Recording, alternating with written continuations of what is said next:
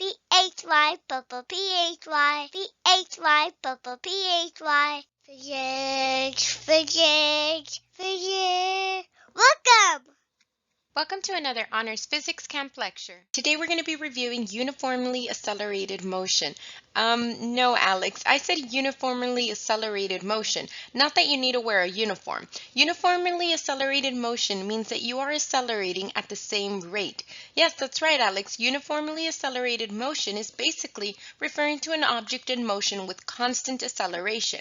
Okay, let's get started and make sure that you take good notes. Okay, so let's take a look at an example in which an object is constantly accelerating. Yes, Alex, good example. If we were to look at a toy car in an inclined track and we ignored the friction, we could say that the acceleration experienced on this toy car would be due to gravity, relevant to the angle that it is inclined in. Yes, Alex, we would expect the acceleration experienced on this toy car to be greater at a steeper incline, in other words, at a higher angle, especially one closer to 90 degrees. Why do you think?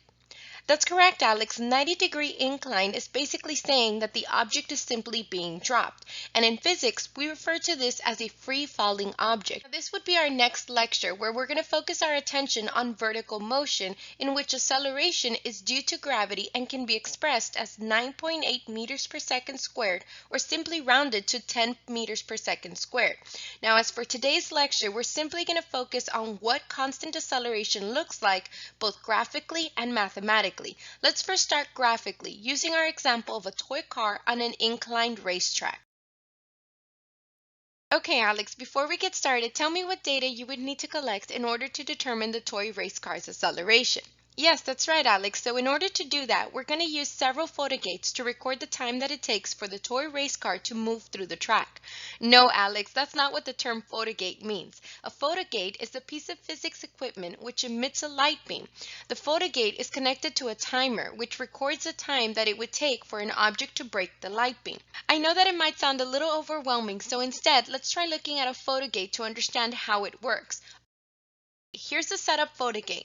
Notice the beam that is emitted across the device. Now, if the car was released and it passed through the device, then the moment that the car breaks the light beam on the photogate, the timer starts. And the moment that the car no longer is obstructing the beam, in other words, when the car has finished passing through the device, the timer stops. Good question, Alex. In order to determine the velocity, we would need to know how much the car traveled during this time. So think about it. The time that was recorded was based on how much time it took for the light beam to be broken. So what would be the distance here? Yes, Alex, that's right. The distance that the car traveled during that time frame would have been basically the length of the car, since the light beam was broken the moment the tip of the car passed the light beam and started the timer. And then the moment the end of the car passed the light beam, in other words, cleared the obstruction, that ended the timer. Thus, the distance or displacement that that car traveled between that time frame was its own length. Now, what do we do with this information? We can now calculate the car's velocity at this point in the track, which would be, you got it, Alex, the velocity at this point on the track would be calculated using the length of the car and dividing it by the time recorded on the timer. Good question, Alex. Remember that we're working with vectors and that negative is a way to identify direction. Since the car is traveling downward, we will identify it as the negative direction. That way, if the car were to go back up the ramp, it would be in a positive direction. So what about acceleration? Can we calculate that? Yes, that's right, Alex. We need another velocity since acceleration is final velocity minus initial velocity divided by a change in time. So then what do you think we can do to get another velocity? That's right, Alex. We can use another photogate and determine the car's velocity at another position in the track, while also recording how much time it took the car to travel from the first photogate to the second one, giving us our change in time. Okay, let's try it out. Now you need to make sure that both photogates are clear from obstruction before releasing the car. All right, ready, set, go. All right, Alex, let's take a look at our timer and see what it tells us. Notice how the time for the first photogate is displayed when I check on the photogate input button. Then when I click on the second photogate input button, the second time is displayed. Okay, so we already know the velocity for the first photogate. So now let's calculate the velocity of the car at the second photogate. You got it, Alex. To get the velocity of the second position on the track, you need to divide the length of the car divided by the time recorded for the second photogate. All right, so now we have the two velocities of the car at two different locations on the ramp. Now we can calculate the change in velocity, which is final velocity minus initial velocity. Yes, that's right, Alex. The velocity calculated from the second photogate was our final velocity. The velocity from the first photogate is our initial velocity. And when we subtract the two, it gives us our change in velocity. But what about the change in time? Yes, that's right, Alex. If we were to select both of the photogates on the timer, we would be given the time recorded for the car to travel between the first photogate and the second photogate, which is our change in time. You got it, Alex. We can divide our change in velocity by this change in time, and it will give us the acceleration of the car between this time frame as it moves down the inclined track. But would the car experience the same acceleration throughout the entire ramp? In other words, is the acceleration constant? Remember, we are ignoring friction. You're right, Alex. To answer this, we need to determine the velocity of the car at different locations on the ramp, not just these two, and then determine the acceleration between each of these. For instance, we can determine the velocities at these other locations as well by moving the photogates across the ramp. So let's label these locations as the following: A through E. Now, let's say that the photogate at point A will be our starting point, in other words, time 0, which means that the second photogate will be the one that will continue to move down the ramp to determine points B through E. So let's now move the second photogate to point C to collect the data, and then move it again to point D, and then again to point E. Okay, now that we have all of our data collected and we have calculated the velocity of the car at points A through E, as well as the time frames in which the car traveled through these photogates, what motion graphs do you think we could create?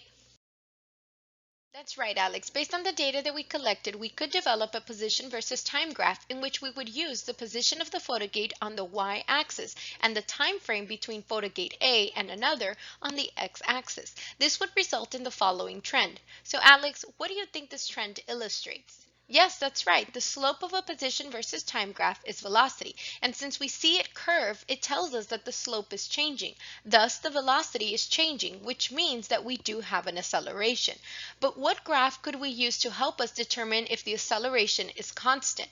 That's right, Alex. We could use a velocity versus time graph in which the velocities at point A through E would be used on the y-axis and the time frame between photogate A and another would be used on the x-axis, resulting in the following trend. So, Alex, what do you think this trend illustrates? That's right, Alex. Because the velocity versus time graph slope illustrates acceleration, we know that since the slope is the same on the straight diagonal line, then the acceleration is constant as well. Now, if we were to calculate the acceleration between each point, we could also develop an acceleration versus time graph. What do you think the line would look like here? That's correct, Alex. Since the acceleration stayed the same, meaning constant, or better yet, the car was uniformly accelerating, then the acceleration versus time graph would display a horizontal line at the acceleration value, which was negative 467, or negative 4.67 meters per second squared in this case. Yes, Alex, that's right. If we were to increase the angle, as we mentioned before, the acceleration would increase, causing the car to move faster. Eventually, if it were inclined close enough to a 90-degree angle, we would see that the acceleration would be close to negative 9.8 meters per second squared, which is the same acceleration that is recorded when an object is in free fall. Keep in mind that both would be experiencing constant acceleration when friction is ignored, which is why we refer to these examples as uniformly accelerated motion. Now that we know how to use motion graphs to illustrate the motion of an object that is uniformly accelerating, we're now going to focus on how to use a mathematical approach when graphing is not the most efficient method to use based on the information provided. For instance, we have identified a total of 5 different variables related to motion. Can you list them?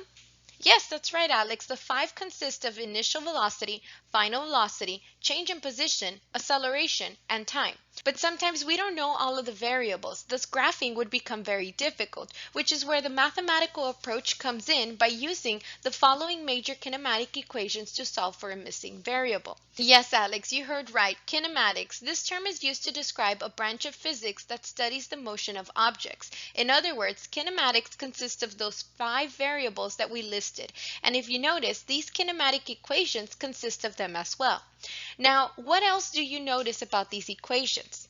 Yes, Alex, that's right. These kinematic equations are basically derived from both velocity and acceleration formulas, which means that we can use them to solve for missing variables when acceleration is constant. In other words, these kinematic equations only apply when an object is uniformly accelerating, but the key is knowing which equation to use based on the information given. Let's try out an example.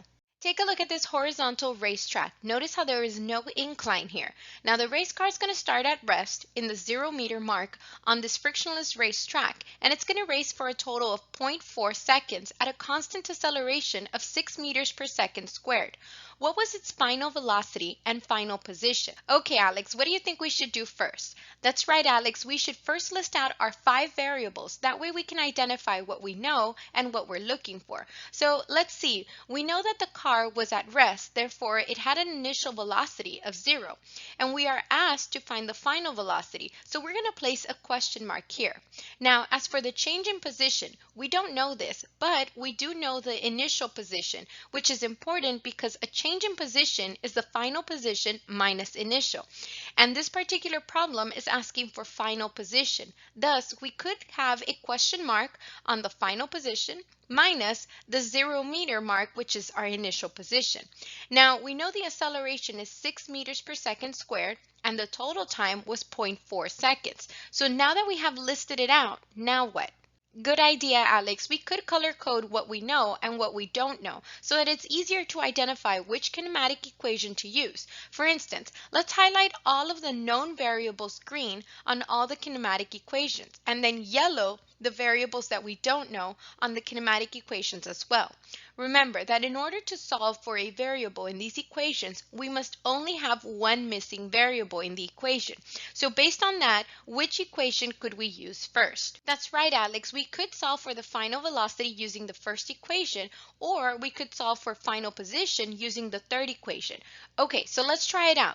Good job, Alex. The final velocity would then be 2.4 meters per second. Now, what about the final position? Yes, that's right, Alex. The final position would then be 0.48 meters. Notice how we use these kinematic equations to solve missing variables of an object that was uniformly accelerating in a horizontal motion. But we can also use these for vertical motion, which is what we're going to use in our next video lecture when we discuss objects in free fall. We refer to these types of motion problems as motion in one dimension, meaning that it's either in the horizontal or vertical motion. So what do you think two-dimensional motion problems would look like?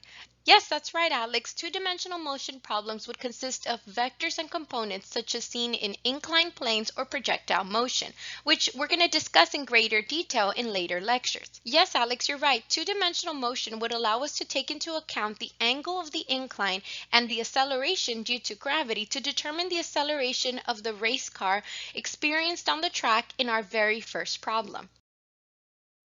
This concludes our video lecture. Make sure that you took good notes, and that's it. Have a great one.